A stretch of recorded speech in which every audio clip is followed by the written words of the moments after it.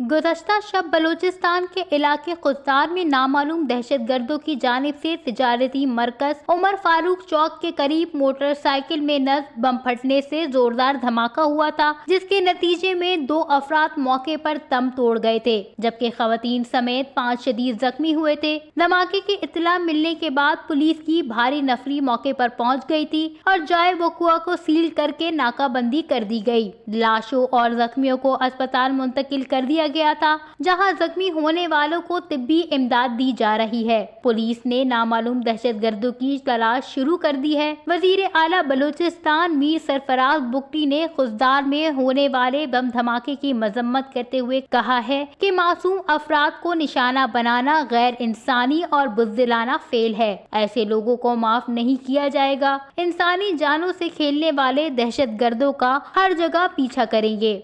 वश न्यूज़, खुजदार, बलूचिस्तान।